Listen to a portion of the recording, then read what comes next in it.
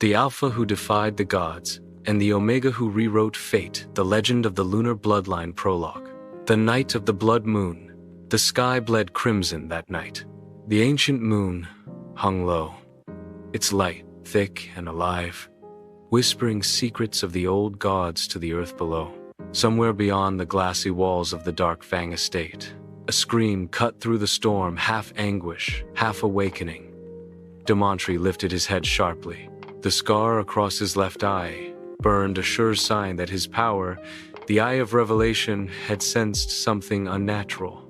"That sound," he muttered, his voice low, rough like gravel and command. "It's not human." The storm howled in reply. Lightning crawled over the mountains like silver veins, illuminating the old sigils carved into the black stones around the estate. They pulsed faintly, marks of the Omegaverse clans that once ruled this world through blood and bond.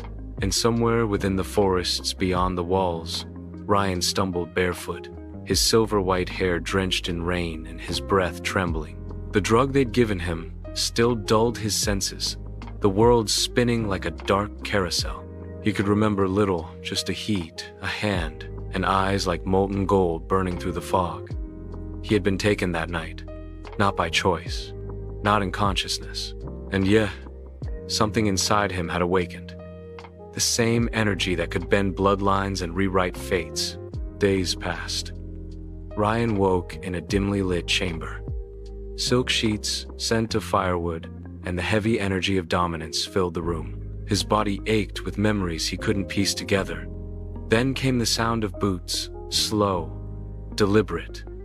The door opened. Demontri entered. "You're awake," he said flatly, his gaze sharp as blades. "You shouldn't be alive." Ryan's fingers tightened around the blanket. "Then why did you save me?" Demontri's eyes flickered gold. For a brief second, he saw the truth, the faint glow of divine energy coiled in Ryan's veins, a mark of the Lunar Bloodline, thought extinct since the ancient wars. "Because," Demontri murmured, stepping closer, "your blood sings the same as mine, and the night I found you, it called my name." He leaned forward, close enough for Ryan to feel his warmth. "You were drugged," Demontri said quietly, "but whoever did it wanted you mated." Ryan froze, eyes wide, his lips parted but words refused to come. "And you were mated," Demontri continued. "By me." Thunder cracked. The room filled with silence thick enough to drown in. Ryan's breath hitched, his chest rising rapidly as realization hit him. But before he could speak, Demontri turned away. "You carry something inside you," the Alpha said darkly. "Something the clans will kill for." Far in the mountains, cloaked figures chanted beneath the blood moon. A prophecy long buried began to stir again. When the Omega of the lunar blood meets the Alpha of Revelation, the world shall burn or be reborn. And thus began their story, a tale of forbidden bond, awakening legend, and a love born in shadow. Chapter 1. The rain hadn't stopped for 3 days. It poured endlessly over the fortress of black stone, over the banners of the Dark Fang clan, and over the restless hearts of those trapped within it. Inside the main hall, torches flickered, their flames twisting against walls carved with old sigils, protection, power, and silence. Ryan sat by the window, watching the downpour trace trembling lines on the glass.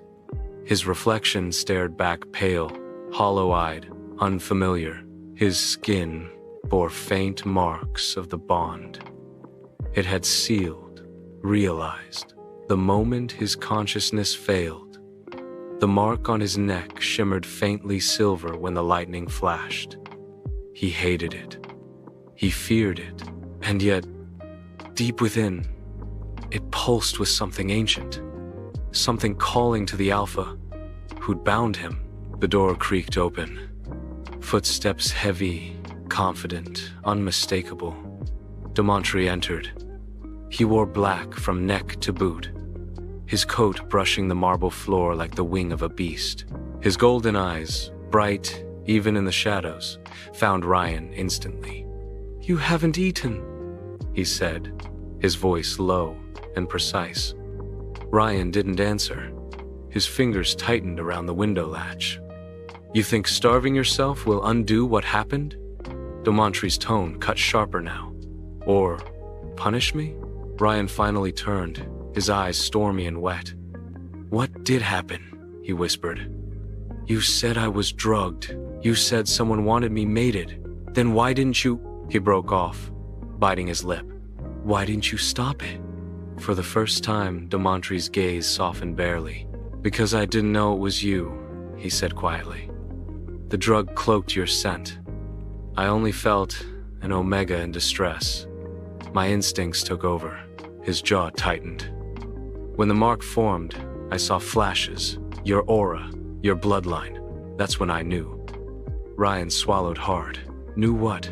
That you're not an ordinary Omega. Demontre stepped closer, his boots echoing. You're of the Lunar Bloodline, the last descendant of the Silver Moon goddess, the only one who can bear a child with divine power. Ryan's breath faltered. Divine power? Demontre nodded grimly. There's a prophecy says, the lunar womb will awaken the Alpha's truth. Their union will decide the fate of all clans. He looked at Ryan with quiet intensity. Whoever drugged you wanted to fulfill it. Ryan's world spun again, not from the drug this time, but from realization. He wasn't safe here. He wasn't safe anywhere. You should have let me die, he said hoarsely. Now they'll come for me. For us. Demontre stepped closer, his hand lifting slow, careful to cup Ryan's chin. Let them come, he said, his voice deep, dangerous. I'll burn their gods if I have to. You're under my protection now. Lightning burst across the window, his reflection, and Ryan's tangled for a fleeting moment, Alpha and Omega bound not just by instinct, but destiny. Later that night, in the hall below, two figures waited. One was Kale, Demontre's second in command, a beta with a soldier's calm and an assassin's precision. The other, cloaked in silver, was a stranger, a priest from the Temple of the Moon, eyes veiled by fabric. He shouldn't have survived the ritual, the priest murmured. The prophecy's power awakens only if the chosen Omega carries the lunar seed. Has he conceived? Kael's jaw clenched. That's none of your concern. The priest tilted his head. If the lunar child is born, it will end the balance between alphas and omegas. Your master's eye cannot control that. Demontre's voice echoed from the stairs, heavy and cold. Try me. The priest turned startled. Demontre descended slowly, the torchlight casting his shadow long and feral. You have one chance, the Alpha said. Tell me who arranged the drugging that night, or I'll make your god watch you bleed. The priest smiled faintly, a knowing, eerie smile. You're already part of the plan, Demontre. The bond between you and the Lunar Omega cannot be undone. When the blood moon rises again, you will either love him, he paused, voice low and cryptic, or destroy him. Before Kale could grab him, the priest vanished, dissolving into mist that smelled faintly of lotus and blood. Ryan woke hours later from a dream filled with whispers. A moonlit field, a voice calling his name, and a heartbeat that wasn't his own. He pressed a hand to his abdomen, his fingers trembling. Something pulsed beneath, faint but alive. Outside, Demontre stood by the balcony, eyes glowing faintly gold under the night sky. He'd seen it, the light of life flickering within Ryan through his eye of revelation. So, he murmured to himself. The prophecy begins. Chapter 2. The nights in the dark Fang fortress had grown colder. The wind carried whispers, not human, not divine, the kind that made even the guards tighten their grips on their weapons. In his chamber, Ryan woke, gasping. His body trembled, his skin slick with sweat, but it wasn't from heat or fear. It was something else, something growing. When he placed a hand on his stomach, a faint shimmer of silver spread from his palm, like moonlight rippling over water. What's happening to me? He whispered. He could feel the child's small, fragile yet surrounded by an aura that pulsed with ancient rhythm echoing through his veins. Every night, the voice from his dreams grew clearer. A woman's voice, melodic yet heavy with sorrow. "My child of moonlight, the balance shifts. Beware the eye that sees too much." Ryan sat up, abruptly, his breath catching. The moonlight pouring through the window seemed to pulse in time with his heartbeat alive, aware, watching. He felt a surge of power, uncontrolled and wild, burst through his fingertips. The glass cracked. The curtains fluttered violently, though no wind stirred. The door burst open. Demontri stood there, his eyes glowing gold. His hand already half-shifted claws bared, ready to fight. But when he saw Ryan pale, shaking, surrounded by moonlight, he stopped. "Ryan," he said lowly, stepping forward. "You're losing control." Ryan's voice trembled. "Something inside me is waking up. It's not human."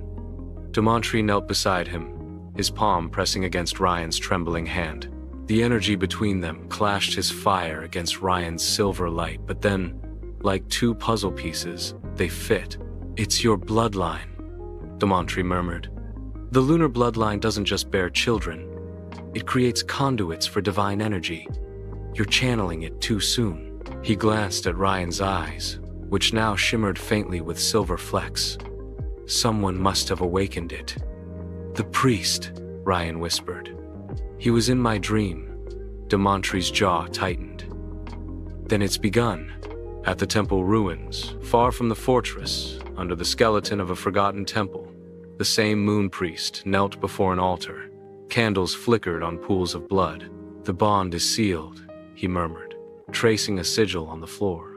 "But the child must not be born under the second blood moon, or the Alpha's truth will devour him." Behind him stood Lady Sinara, a tall woman draped in black feathers, leader of the rival Ebon Claw clan, and Demontri's former betrothed. Her eyes glinted like ice as she replied, "Then we must separate them, before love blinds him completely." The priest smiled faintly. "You underestimate the lunar blood. It thrives on love and pain." Back at the fortress following day, Demontri called a private council in his war room. The chamber was dark, filled with ancient maps, clan banners, and the smell of iron and incense. Kale stood beside. "The Ebon Claw clan has moved their scouts closer," Kale reported. "They're not hiding it either. They want us to know." Demontri's gaze shifted to the map where the Moon Temple's ruins glowed faintly red. "They want Ryan," he said coldly. "Alive." "Then they know," Kale replied. "About the child." Demontri didn't answer immediately. His eyes glimmered, and for a moment he could see the faint aura of silver light around Ryan, even through the walls. It was growing stronger. "If they know, then the priest told them," Demontri said. "Find him, and bring his head to me." Kale bowed and left. Later that night, Ryan stood on the balcony again, watching the moon. His heartbeat pulsed strangely slow, then fast, then slow again. The child inside him wasn't ordinary. He could feel emotions through it. Sadness, curiosity, even awareness. A shadow moved behind him. Demontri's presence was unmistakable heat, dominance, and danger. "You shouldn't be alone here," he said quietly. "There are eyes everywhere." Ryan turned, the moonlight soft against his pale skin. "You're afraid I'll run away." Demontri met his gaze evenly. "I'm afraid they'll take you from me, before I understand why fate brought you back." Ryan's breath hitched at his tone, calm, yet trembling at the edge of something deeper. "You talk as if you care," Ryan said softly. Demontri's lips curved into something like a smile, though it didn't reach his eyes. "Care?" he repeated, stepping closer until his breath touched Ryan's neck. "You think I'd risk my clan, my bloodline, my throne, for someone I don't care about?" Ryan's heart stuttered, his scent faintly sweet. Moonlight and frost filled the air. The bond mark on his neck burned faintly between them. "Then why?" Ryan whispered. Do I still feel like you're hiding something from me? Demontri's eyes flickered gold again, but behind the glow, there was pain. Because the night we mated, he said, voice dropping low, I saw a second mark appear on your skin. A mark that doesn't belong to me. Ryan froze. What? Someone else's scent mixed with yours before I touched you. Demontri continued. Whoever drugged you wasn't alone. And that second mark, he paused, his expression darkening, was divine. Ryan's vision blurred. The whisper from his dreams returned. 2 bloodlines, 1 vessel. He fell forward, collapsing into Demontri's arms. As the silver glow flared again, Demontri held him tightly, eyes narrowing as he saw the sigil of the Moon Priest's curse flicker across Ryan's back, a burning crescent bound by chains. They've cursed him, Demontri hissed, to destroy him, and the child. Ryan's breathing faltered, his voice barely a whisper. Demontri, promise me, you won't let them take it away. The Alpha's jaw clenched. Even if I have to defy the gods themselves, he said fiercely. I'll protect you both. But deep inside, Demontri knew protection might not be enough. The priest's words haunted him. You will either love him or destroy him. And with every passing night, he felt that prophecy sinking deeper into his bones. Chapter 3. The Second Mark. The fortress slept uneasily that night.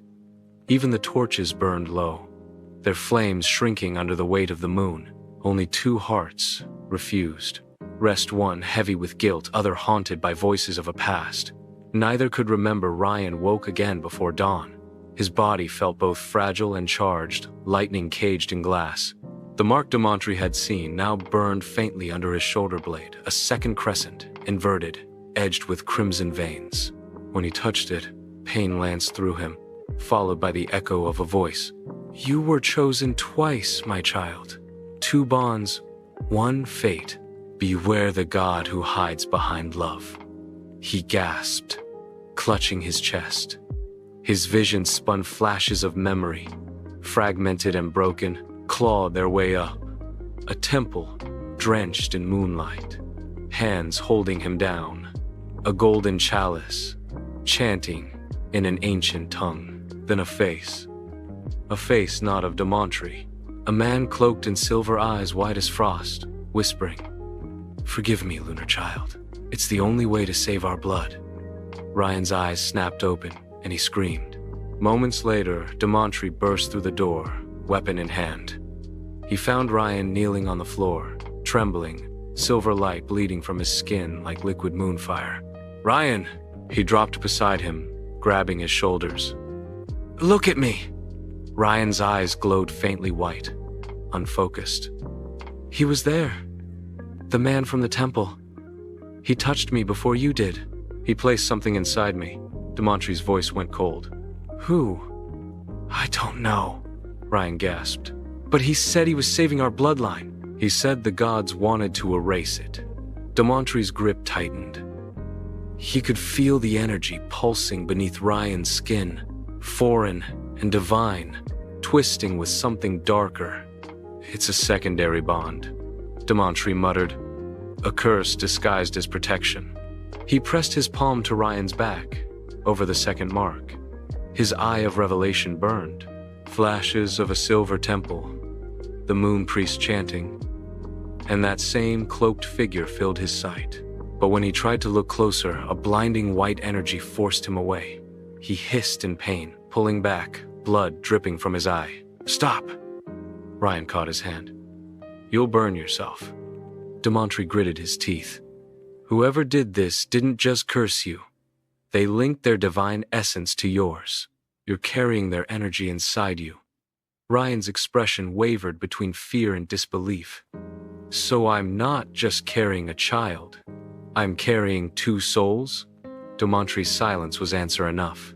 Later, in the war library, Demontri gathered his most trusted advisors, Kale, and an old scholar named Elder Miran, once the guardian of the temple archives before they fell to ruin. Elder Miran bowed low. The second mark. I have read of it only once. in the forbidden scripts of the moon prophecy. "Speak," Demontri ordered. "The lunar child may carry two destinies if their mating was interfered with by divine means," Mirren said, his voice trembling. "The first bond ties them to life, the second, to death. When both mature, they merge, and the host becomes a vessel of godhood." Kale frowned. "And what happens then?" Miran looked at Demontri with grim eyes. "Either the vessel's mate becomes divine as well, or both are consumed by the merging." The silence that followed felt like the weight of centuries. "So either I ascend," Demontri said slowly, "or I kill him. Or worse," Mirren murmured. "You'll love him, and the gods will use that love to destroy you both." Meanwhile, Ryan sat alone in the quiet chamber, moonlight spilling across his skin like molten silver. His hand brushed over his stomach again, the child's heartbeat now clear to him, steady, unafraid. "Little one," he whispered, "what are you really?" The air shimmered faintly. The silver energy responded, wrapping around like a gentle mist. Then, a shadow stepped out of that light. A figure of translucent silver and smoke, its eyes hollow and yet achingly familiar. "Ryan," the voice echoed softly. "Don't be afraid." He froze. "You're the one from the temple." "My name is Sereth," the figure said. "I was the last priest of the Lunar Bloodline, your guardian, before the clans betrayed us. I was ordered to save you, but the only way was to bind part of my essence to yours." Ryan's eyes widened. "You cursed me." "No," Sereth said gently. "I shared my soul with you. That's why you survived the ritual. That's why you're still alive after the forced mating." His expression darkened. "But the Alpha, he doesn't know what his eye of revelation. It's a remnant of the gods. The moment your two powers fuse, the world will remember the war they tried to erase." Ryan's voice trembled. "Then what am I supposed to do?" Sereth's form flickered. "Trust your heart, not his sight. The eye of revelation doesn't see love. It only sees truth. And truth can kill." With that, the ghost dissolved, leaving behind a faint sigil of light that imprinted itself onto Ryan's wrist. Moments later, Demontri entered the chamber, his steps hesitant for once. Ryan turned, the faint light on his wrist fading as he hid it quickly behind him. "You shouldn't hide things from me," Demontri said quietly. "You do it all the time," Ryan replied sharply. "Why should I be any different?" Demontri stared at him, not with dominance this time, but with something raw, unreadable. "Because every secret between us makes the curse stronger." Ryan's eyes softened just a fraction. "Then tell me the one thing you've been afraid to say since that night." Demontri's breath caught. He looked away, his voice a whisper. "That when I saw you the first time, drugged, broken, glowing under that cursed moon, I thought you were an illusion. But when I touched you," he swallowed, "my wolf called you mine, before I even realized what was happening." Silence filled the room. Ryan's heart raced anger, grief, and something dangerously close to tenderness tangled within him. "Then prove it," he whispered. "Don't just protect me. Believe in me." As the moonlight flared between them, the two marks on Ryan's body, one of Demontri, one divine, pulsed in harmony for the first time. A soft hum filled the air, ancient and foreboding. From afar, Elder Mirren felt it and whispered in dread, "The merging has begun." Chapter 4. When the blood moon rises. The sun had not risen for 3 days. The sky hung in perpetual dusk, drenched in crimson light. The seers whispered that the blood moon had awakened early, called forth not by celestial rhythm, but by the pulse of two hearts that defied divine order. Demontri stood atop the highest tower of the Dark Fang fortress, cloak whipping in the wind, eyes fixed on the swelling red moon. The world below trembled. Rivers shimmered like veins of blood. Wolves howled from distant mountains, restless under the celestial command. He had felt the change long before anyone else.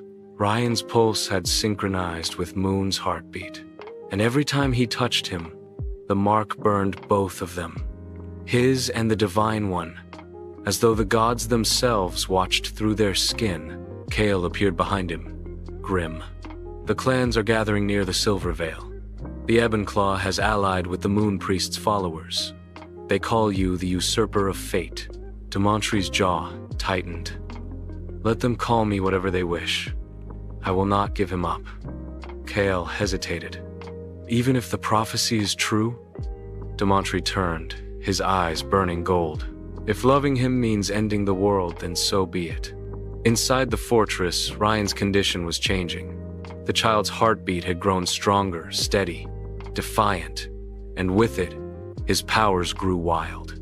The silver glow sometimes filled entire rooms, cracking stone, warping air. At times, he saw flashes, faces, temples, entire cities that didn't exist anymore. Past lives, echoes of the war between gods and clans. He sat near the balcony, weak but alert, tracing the sigil on his wrist left by Sereth. You said, "Trust my heart," he whispered into the air. But my heart belongs to the one who might destroy me. The wind answered softly, carrying faint whispers, the same divine voice from his dreams. Then let your love be your weapon. Ryan lifted his gaze toward the blood moon. Its reflection flickered, and in it, he saw two shadows entwined in flame. The first attack. At nightfall, chaos erupted. The fortress gates burst open under an explosion, silver fire, soldiers screamed. The banners of the Ebon-Claw clan poured in black feathers and crescent steel gleaming under the moonlight. At their front rode Lady Sonara, eyes cold, her armor shining with cursed runes. "By the command of the Moon Priest," she shouted, "we claim the lunar vessel." Demontre met her head-on, his aura flaring gold and crimson. His wolf half-roared inside him, the Alpha's wrath, feared by all clans. "You'll have to go through me first." Sonara smiled coldly. "I was counting on that."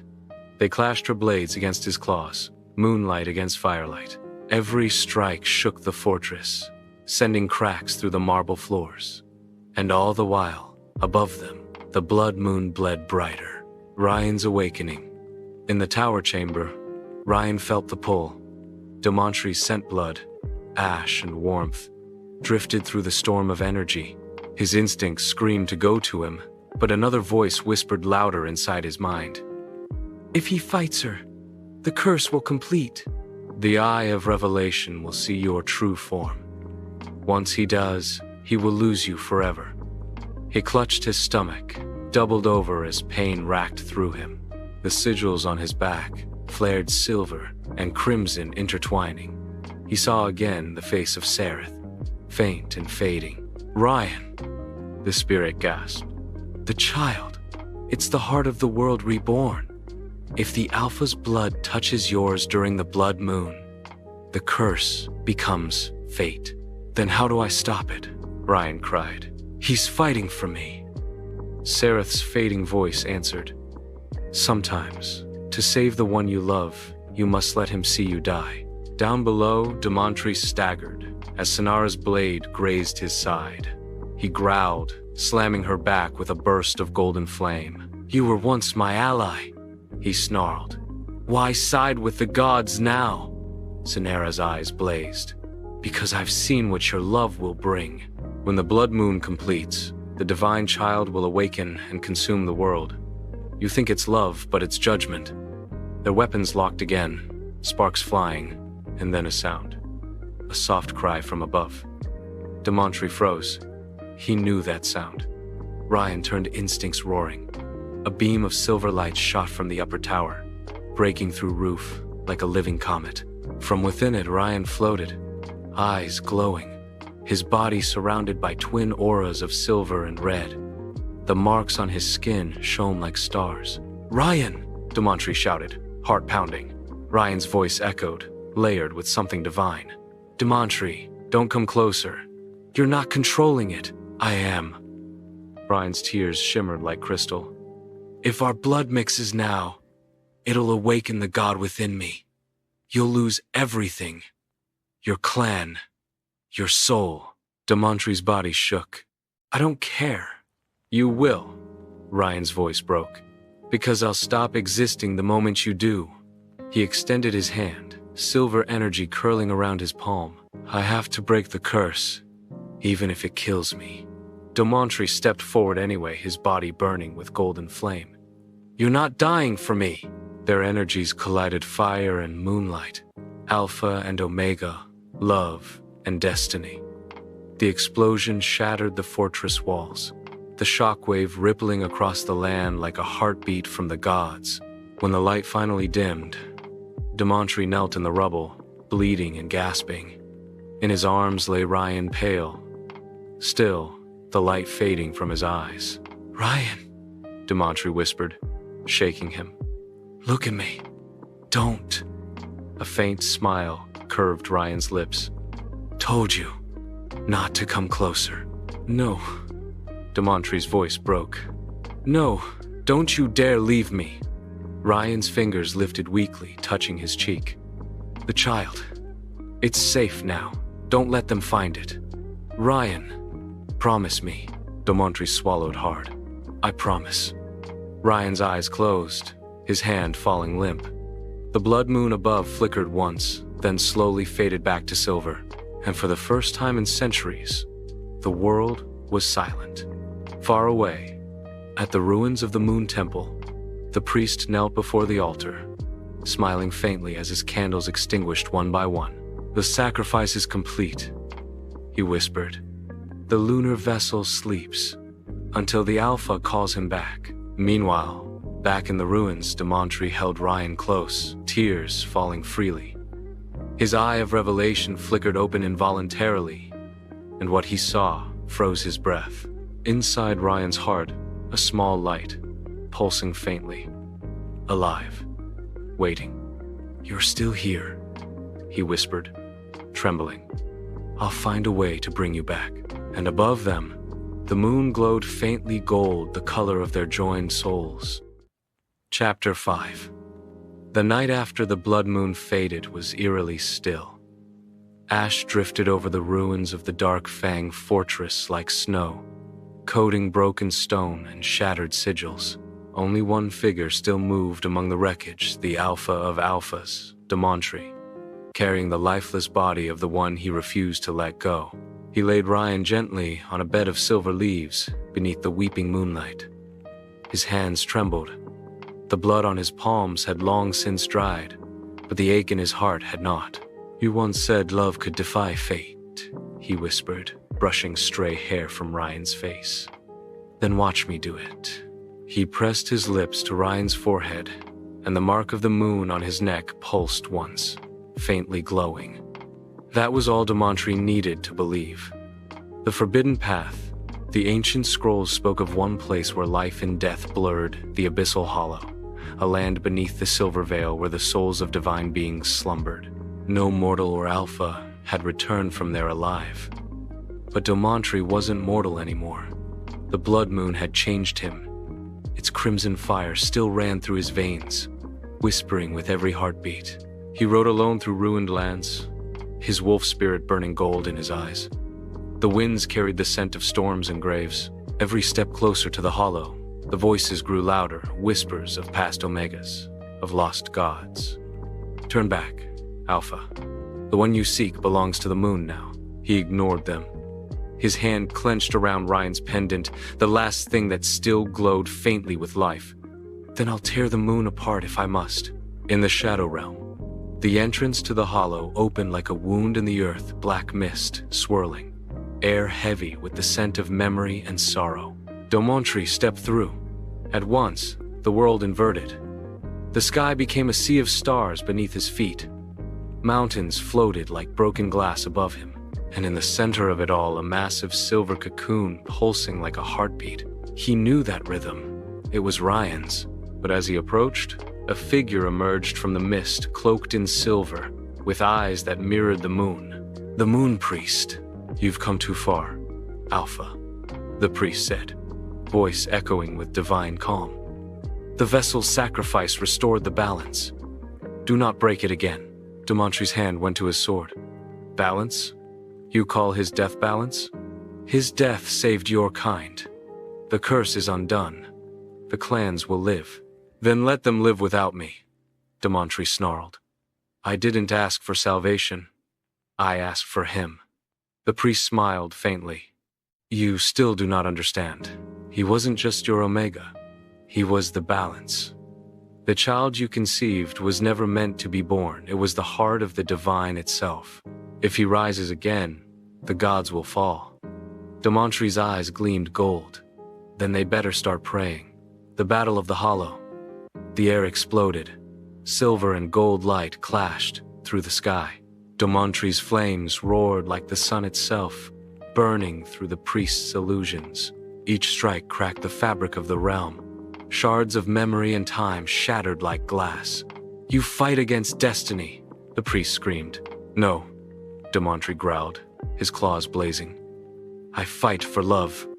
At last, his final blow struck true. The priest staggered, falling to his knees, blood silver as starlight dripping from his lips. You fool, he whispered. When you touch that cocoon, he will not remember you. Demontre looked past him, to the cocoon still pulsing softly. Then, I'll make him fall in love with me again. He walked forward, reached out, and laid his hand upon the cocoon. Light burst from it, not warm, not cold, but infinite. He was thrown back, blinded, as the air filled with a voice, Ryan's voice, layered with divine resonance. Demontre, he blinked through the glare. The cocoon cracked open, and from within, Ryan emerged. He was no longer frail, no longer trembling. His body shone with divine symbols. His hair floated in a halo of light, his eyes pure silver. He was radiant and unfamiliar, not the Omega he had held in his arms, something greater, a being reborn, the child of the moon behind him. A smaller light pulsed the child, born of their blood floating in a sphere of divine energy.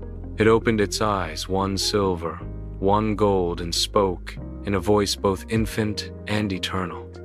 Father, why do you cry? Demontre fell to his knees, tears breaking free. Because I thought I lost you both. Ryan looked at him, no. Through him, his divine eyes, seeing more than flesh, seeing soul. You broke the law of gods to find me. I'd break everyone again, Demontre whispered, even if it costs me my soul. For a long moment, the realm was silent. Then Ryan stepped forward, cupped his face gently, and kissed his forehead, the same place he'd once marked him. Then let it be so, he said softly. If fate will not let us live together, then we'll become the new fate. The child's glow spread outward, gold and silver weaving together into one radiant aura. The hollow trembled. The priest's dying voice echoed faintly. The prophecy, rewritten. And then the hollow collapsed. Back in the mortal world, when the storm cleared, the fortress ruins were gone. In their place stood a vast field of silver grass under a peaceful moon. Two figures stood at its heart, one with golden eyes, one with silver holding the child between them. Ryan looked at the sky, smiling faintly. Looks like the gods are quiet tonight. Demontre wrapped his arm around him. Let them stay that way. The child reached up, touching both of their faces. What are we now? Ryan looked at Demontre. Not Alpha, not Omega, just us. Demontre smiled, pressing his forehead to his. Then let the world learn a new word for love. And under the silver moon, they kissed, no longer bound by fate, but creators of it. Epilogue. The new moon and the eternal bond. The years passed gently, like whispers of forgotten prayers. The world healed itself. The clans rebuilt the ancient divide between Alpha and Omega, no longer a chain but a story, spoken softly by elders to children born under the calm light of the new moon. At the edge of the silver veil, where the ruins of the old fortress had once stood, now bloomed an endless field of lunaria flowers, pale, glowing blossoms that swayed with each night breeze. In the middle of that field stood a small cottage built of black wood and silver stone, where laughter often echoed.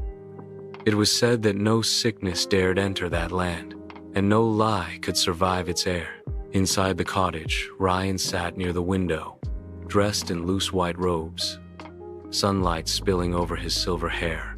His once divine aura now rested quietly beneath his skin, though sometimes when he smiled, the faint shimmer of stars still danced in his eyes. Across the room, Domantry was trying, and failing, to braid their child's hair.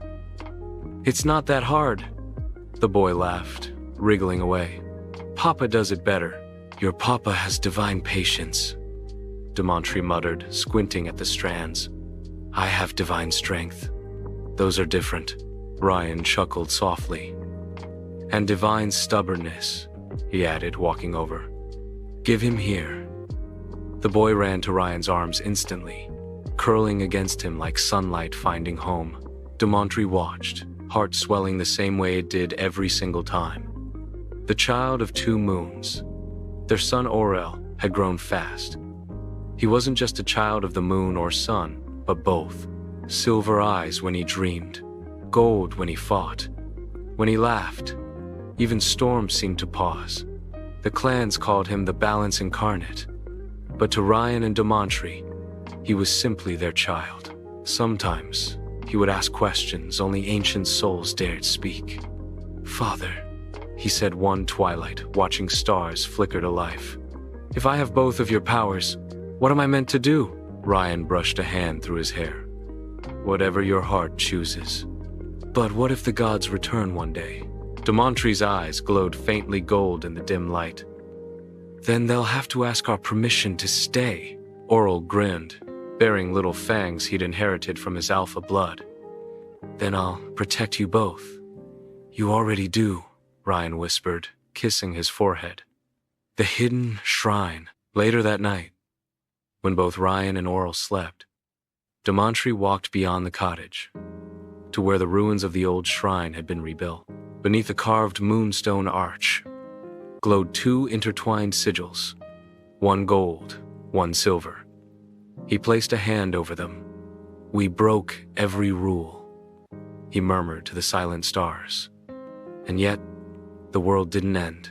A soft light flickered from the sigils, as if in answer a gentle reminder that perhaps the gods hadn't died, but merely watched from afar, learning what true love looked like. Ryan's dream.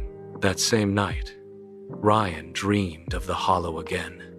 But this time, it wasn't dark. It was filled with light. Thousands of souls reborn, laughing, dancing, free. Among them, the moon priest, Sereth, appeared smiling for the first time. "You did what none of us could," Sereth said. "You turned love into creation, not destruction." Ryan smiled faintly. "We just stopped being afraid." Sereth's form began to fade into the starlight. "Then the curse is gone for good. Live well, lunar child." When Ryan awoke, morning sunlight was streaming through the window, and Domantry was watching him quietly, eyes soft. "Another dream?" he asked. Ryan nodded. "A farewell." Domantry leaned down, pressing a kiss to his temple. "Then we'll make this life worth the goodbye." Under the new moon, that night, the sky turned black, a perfect new moon. The people of the Vale gathered around the field of Lunaria, lighting candles and whispering blessings to the guardians of the new age. At midnight, Ryan and Domantry stepped out with Oral between them. Ryan's silver eyes gleamed faintly. Domantry's gold burned warm, and in their child's gaze both moons lived together. "From the ashes of war," Ryan spoke softly, his voice carrying across the crowd. "We learned that love was never weakness. It was the only divine power we ever needed." Domantry's hand found his. "And it will remain eternal as long as the moons rise." They looked up together. The sky shimmered for just a second. 2 moons appeared side by side, silver and gold, before blending into one radiant sphere. The world gasped. Then, silence. Peace. Final scene. In the distance, the stars formed a new constellation, two wolves circling a crescent moon, their tails entwined. The elders named it Eterna, and so it was said, for generations afterward. When the two moons meet, love is reborn, and the world remembers that even gods bow to the bond of an alpha and his omega.